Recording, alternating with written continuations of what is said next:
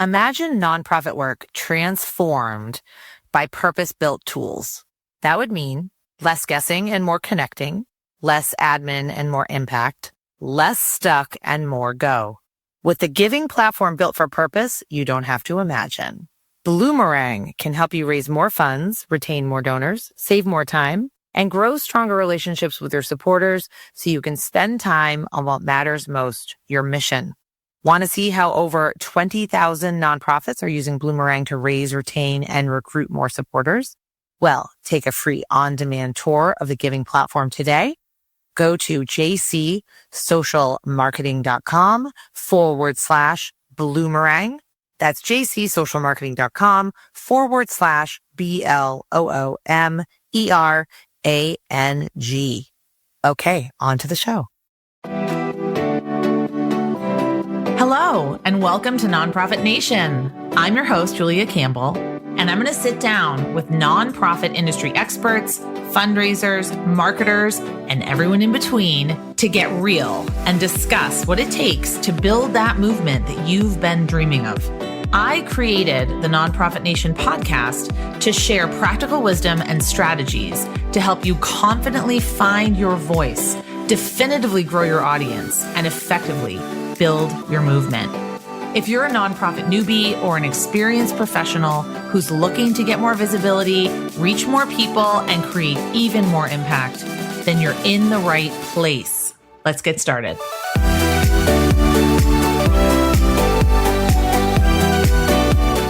Hello, this is Nonprofit Nation. I'm your host, Julia Campbell. Today, we're going to talk about fundraising, which some of you might think is a dirty word. But what if fundraising isn't a necessary evil, but a powerful act of bridge building?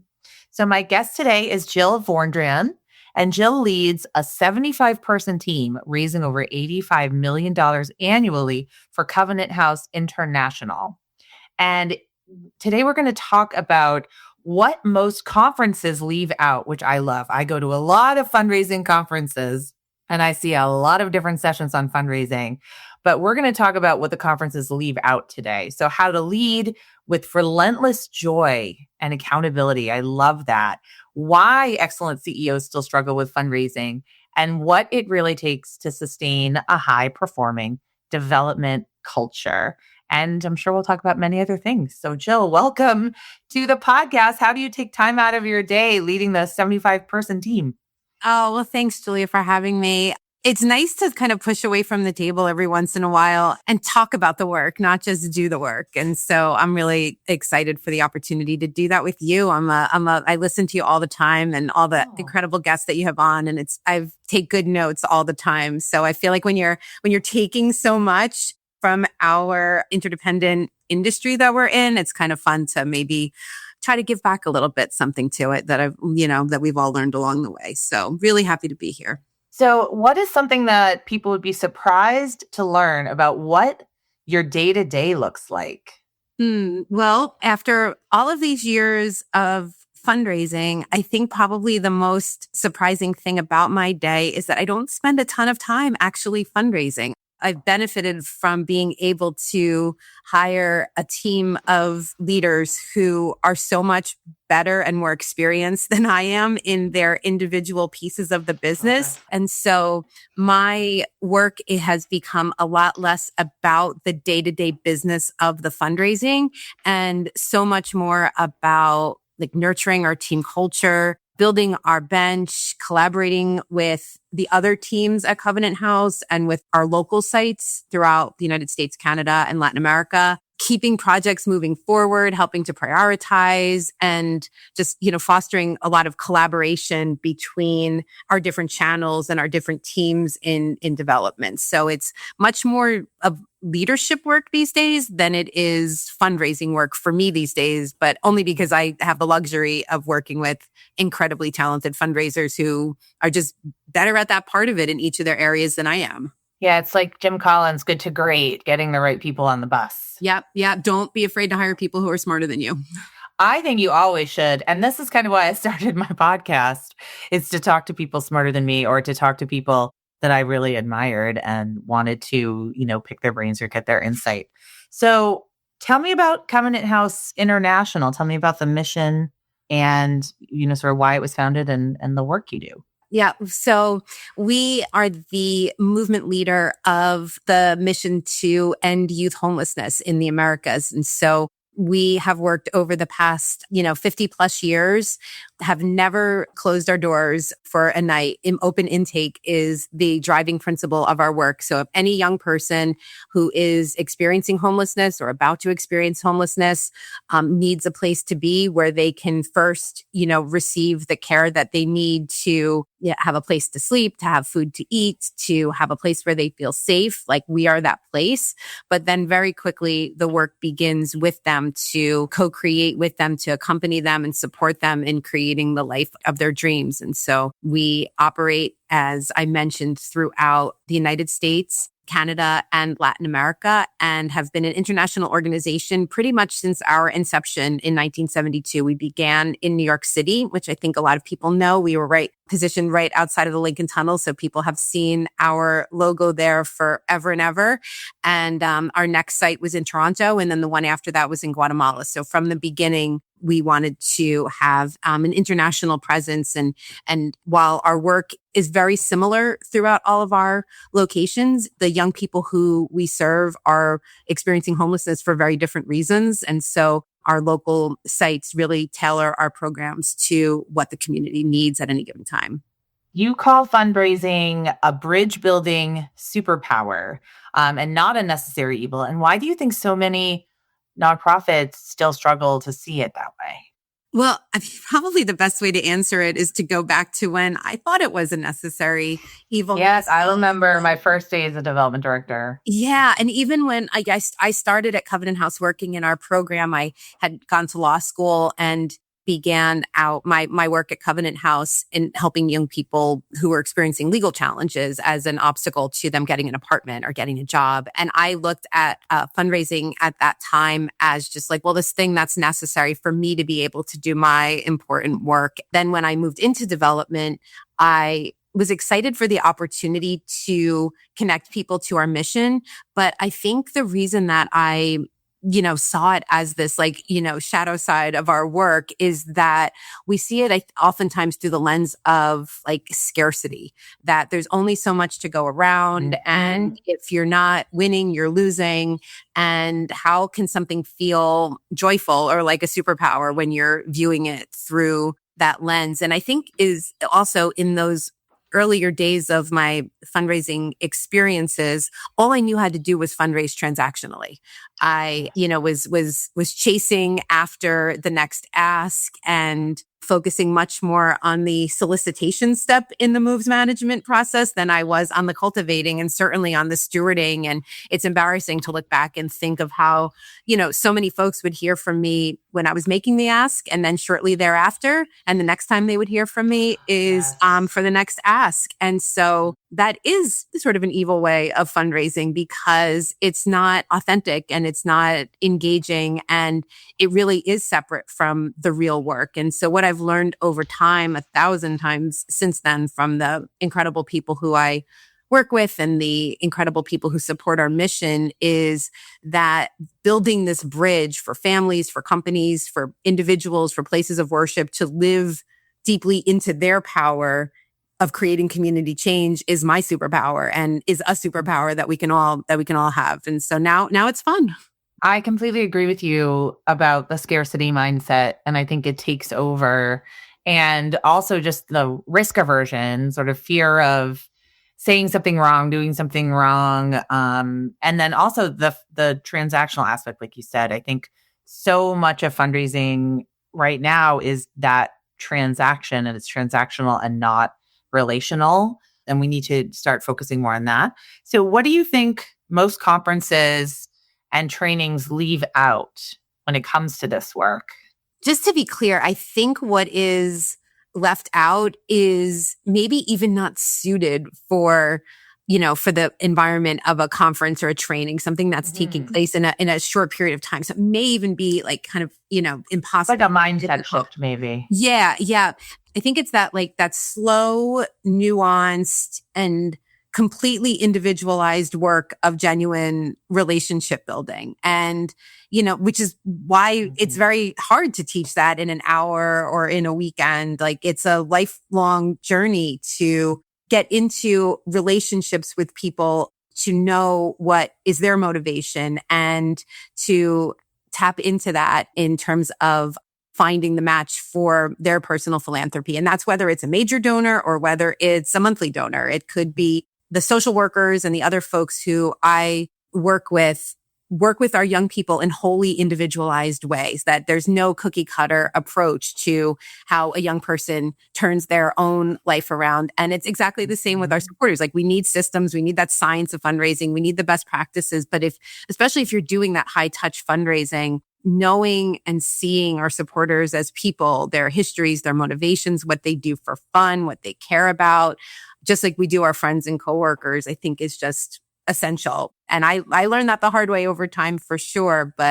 And that's also, I think, striking the balance between, like, we're not friend makers, we're fundraisers. And I think some people can often confuse the two. Like if you're developing these deep relationships, how do you then make it transactional by asking for money? But if those relationships are built from an authentic shared passion for a mission and genuine care for one another, it's always going to work. But if it isn't, it's not going to last for too long. And, again, those are hard learned lessons of mine. And I also think in the conferences and trainings, I see this shifting a little bit, but the value of the back office operations, the development operations folks, I think is so underestimated. Like I've hired so many excellent relationship builders. They're charismatic, they're fun, they know how to connect with people. We always call them outdoor cats on our team, the people who just need to be out of their desks and, out connecting with people. I love that outdoor cat. Yeah. Yeah. And then the indoor cats are the development operations people, and the charismatic fundraisers who are most successful are the ones who I have seen appreciate the value of the back office and abide by the systems as best they can, and know that they have not raised one single dollar on their own, that they are doing so in partnership with the development operations folks who keep the trains running and who operate the systems and who are cognizant of that science of fundraising. And so while I've seen the conferences and trainings really shifting to include a bit more of that, I think the marriage between those two is a place that I had to learn on my own, and that I think our industry hasn't paid enough attention to yet. I agree. I feel guilty of this a little bit because I teach social media and digital marketing. And so much of that is not looked at as community building or relationship building or movement building. It's looked at as, how can we acquire more donors? How can we get more donors? What can we get from using these channels? And then how can we promote our agenda on all of these channels rather than providing value, knowledge, education, inspiration to our donors and to our audience. So it's about like what we can get and what we can get out of it and how fast we can do it. And is it a quick fix? So I've completely shifted my teaching in the 15 years. I've been doing this on my own to really encouraging people to think about, like you're talking about, the longer game and the long tail of relationship building rather than that quick little, like getting that donation, because you want people to be with you for the long haul. You want people to be your ambassadors and to spread the word, to talk about you, to do fundraisers for you. That's really where you're going to see that loyalty come in. I love that you shifted your practice around that. It's like that African proverb that we've all heard so many times, that if you want to go quickly, go alone. And if you want to go far, do it together. I butchered that, but you know what I'm referring to. I love that. I need to hear that a lot. I mean, because it's hard for me to delegate things as well. Yeah. Absolutely. And it all comes from good intentions. Like we see the missions that we're serving and we want to have the impact on them that they deserve. And so of course we're going to try and do it as quickly as possible. And then, add to that, fiscal year mandates and board requirements and budgets. And of course we're going to try and do it quickly, but I've just learned over time that we are just so much more successful when we take the time and like you're saying, like use those tools to build community and add value, and not just kind of transactionally try to get people to the next offer. Well, let's talk about the moment that we're in right now. So Yep. the moment that we're in, I just got tired thinking about it. But obviously, there's rising need.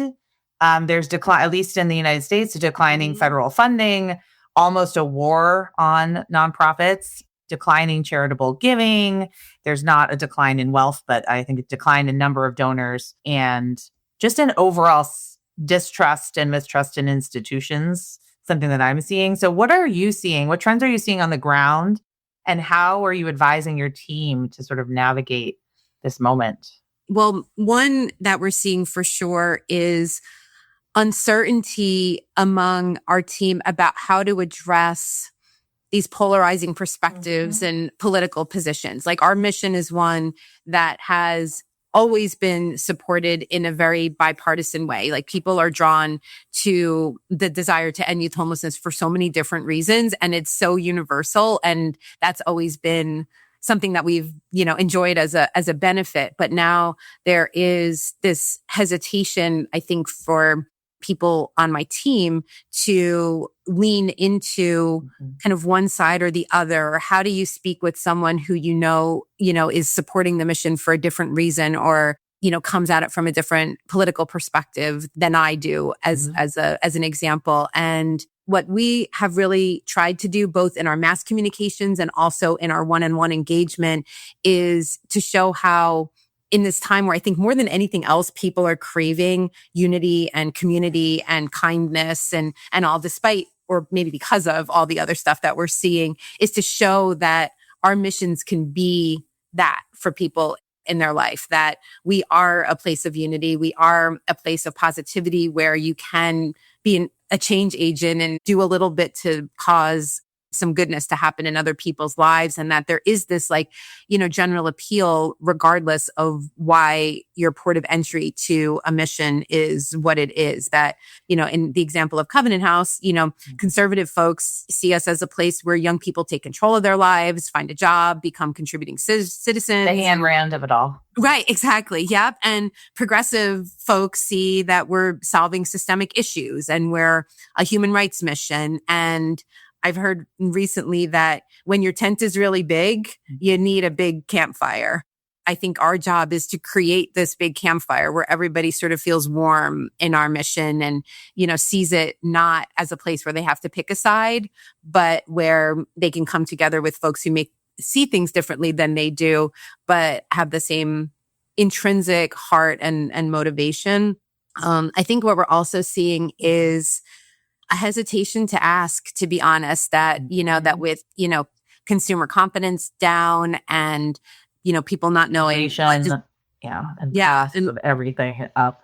Yeah. And what's going to happen with their 401k the next time they open it and all that. There's a shyness almost that I saw back in 2008 during the recession, that I saw again during COVID, where there's a hesitation among frontline fundraisers to solicit because they don't know what the other person is going through in that moment. And what we learned during those times, the 2008 recession, COVID, those other times where there has been some bumpiness in the fundraising world, is don't stop connecting, don't stop asking. And if people are going to give less, which many are, often for some good reasons, to find more people, to not undersell the power of asking people to invest in a mission at a time where they're looking to see good and cause good to happen in the world.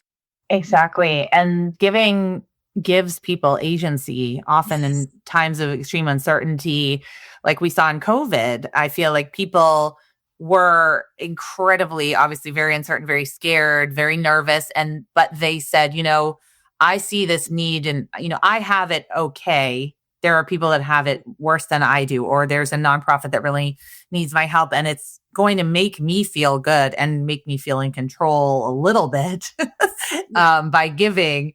So I see that a lot. I see that a lot with my clients is they're giving their donors that opportunity to say, look, this is a unprecedented time period. It's always unprecedented times, but this is a very unprecedented time.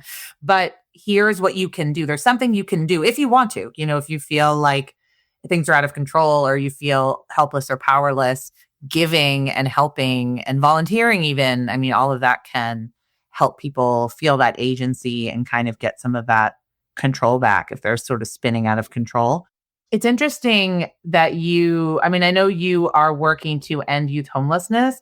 And when, I have some clients that really their mission is not in any way could be construed controversial, but it's 2025. And so everything is controversial. Like if you want to save, you like oranges, someone's going to say, what about apples? What about the plums? I mean, that's just where we are right now. So how do you deal with that? Or are you seeing negativity online?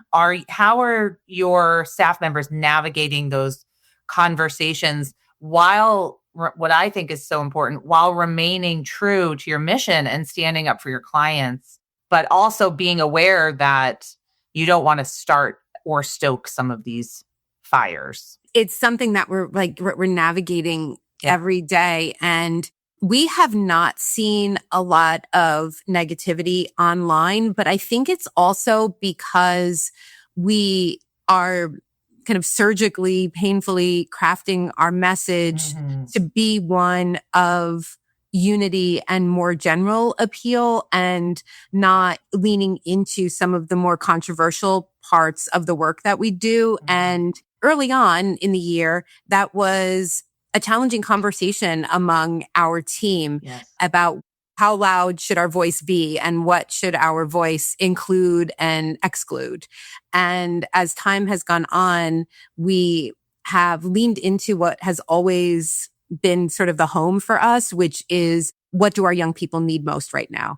And our young people need most for us to be a place where they feel safe and where they feel that we have their backs. And that calls for us to not always be the loudest voice in the room on the most controversial of the issues at this moment.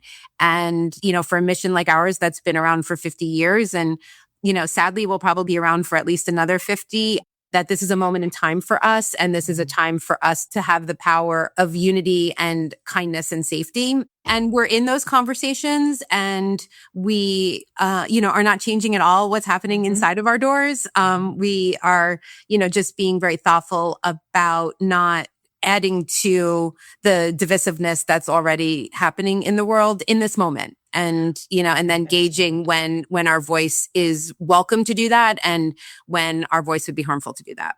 I think that is so smart to just have those conversations. How loud do we want to be? Where does our voice matter most? And what's our North Star, which is our mission, which is serving the youth, right? Yeah. So I think about that. I serve on the school board here, and I am very vocal about a lot of issues. People know this. I'm very open about my political beliefs, and I can do that. I'm self-employed. But as a member of the school board, you do have to understand, like, picking your battles, how loud you want your voice to be, and serving the children, all children at the end of the day, all the students. I mean, that's really our North Star and our mission. And does this Facebook flame war that I might get into with someone, is that going to serve them? And probably the answer is no. So I think that's just so important to have that inflection. But I want to turn the conversation to how you, like, what have you learned about retaining your top fundraisers? Like, not just finding them, but keeping them engaged and growing. I know turnover is really a huge problem in our sector right now, especially in fundraising.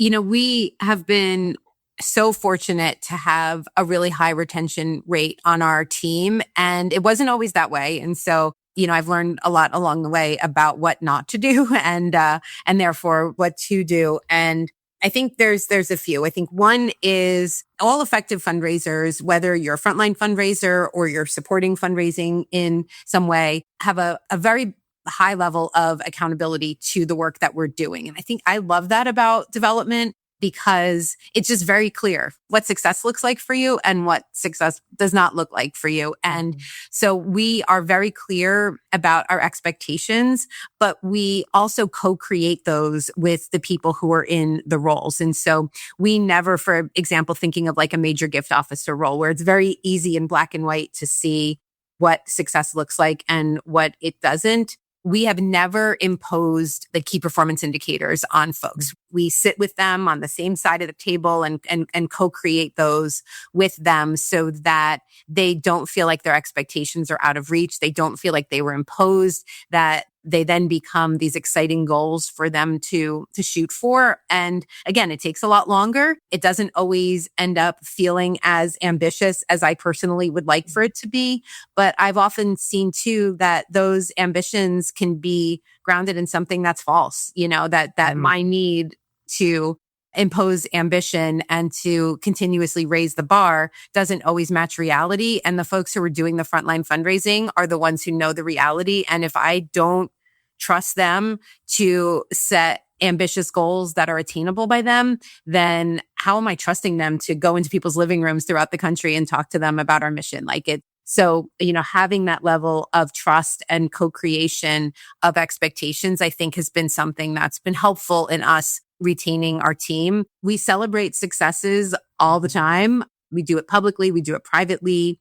We ask our CEO to, we ask our board members to. We're forever catching people doing good things. And I found, early on in my leadership that I was celebrating the big moments. So the big gala number or, the big calendar year end successes.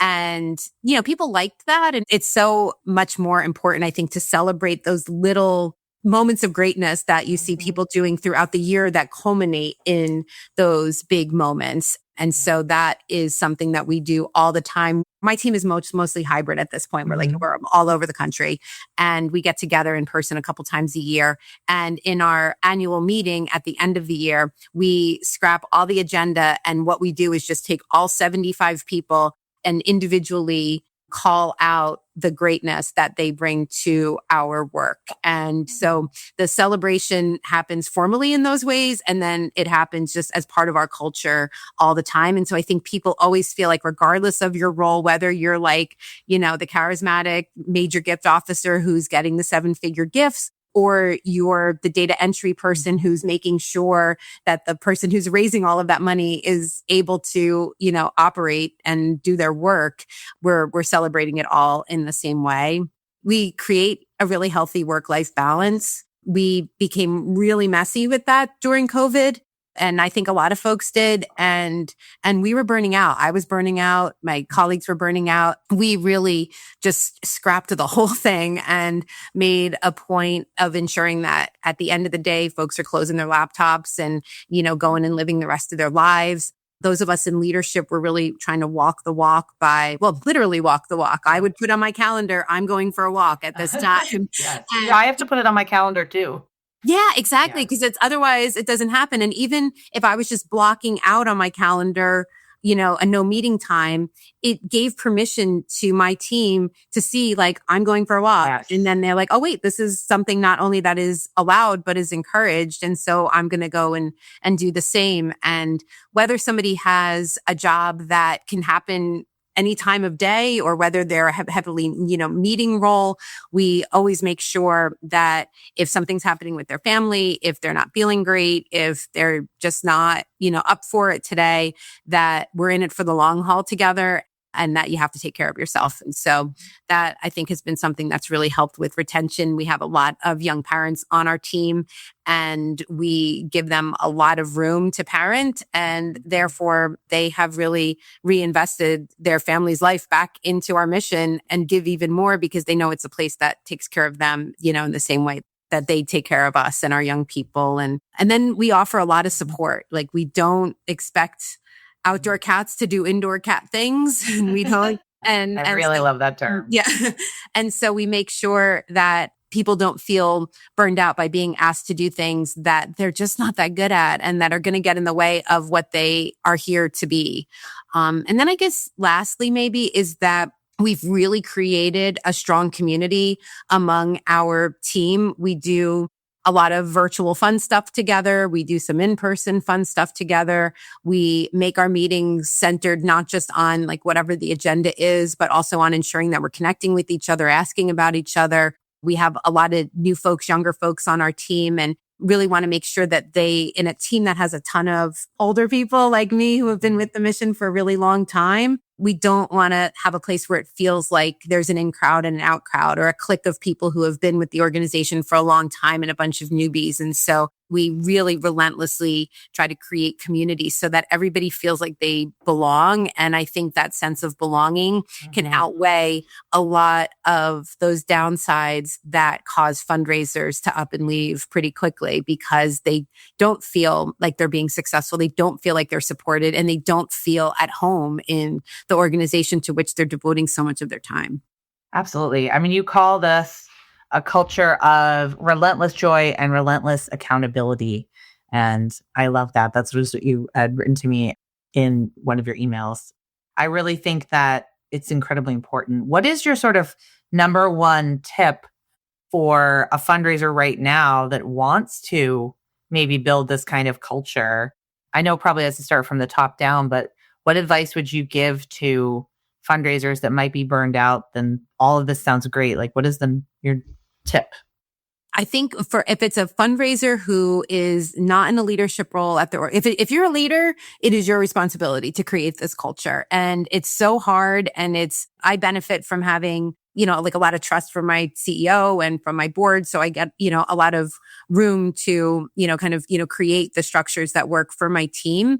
But for a fundraiser who is, feeling exhausted and understandably burned out by the job itself, and then, add to that the environment in which we're working in right now, I think it is really to define what it is that you personally need to feel joy in the work again, or to feel joy in the work for the first time, and then to ask for it. Because I don't think that, people who are in leadership roles always know and intuit what everybody individually needs. I think, though, if we take the space to say, to really reflect personally, to say, what do I need to feel joy in this work? For some people, the work-life harmony is so much more important than anything else. And so if that's the piece that's burnt out, if you feel like you're being asked to do things that compromise your commitments in the rest of your life, like figure that out and ask for it. If you feel like, gosh, I just need more support, like I'm out and creating these relationships and asking for money, and then I'm coming back and doing gift entry and sending acknowledgments. If that's the part that's burning you out, identify it and ask for that support. Fundraisers really do have a superpower, and the fuel that we bring to missions is so critical. And I don't know that we always lean into the power of that in asking for what we need to continue to be successful. We definitely don't. I love that. All right. Well, last question. If you could reframe one core belief about fundraising across the entire sector, what would it be? It's that our job is to ask for money. I think that just reduces this process to a financial transaction and neglects the deep, the relational, the critical aspects of creating an ongoing relationship with the people who are supporting our work. And it's, understanding the values of the people who support us and focusing on the genuine contribution that they're making to the work, instead of it just being about asking for money to fund this year's fiscal budget.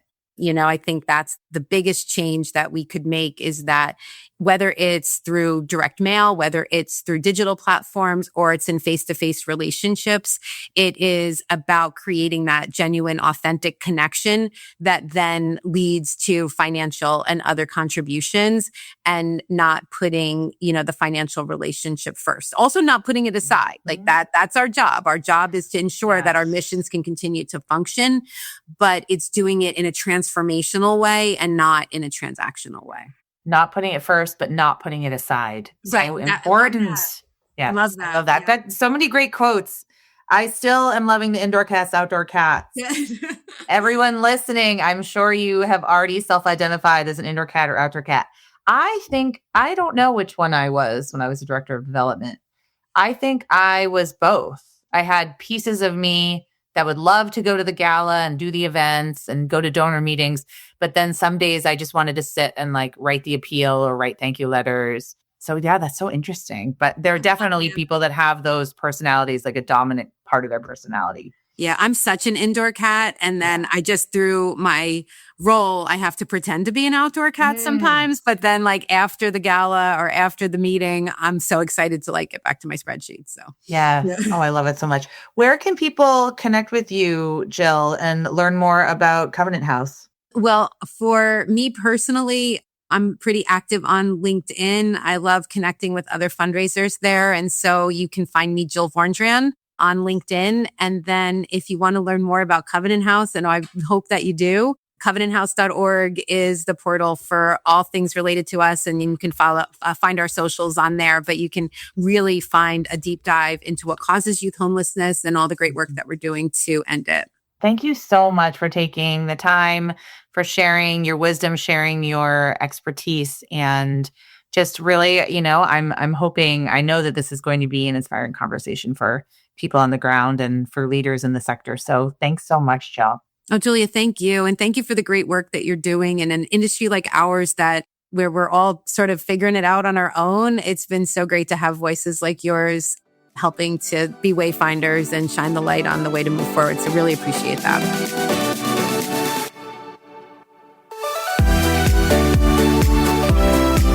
Well, hey there.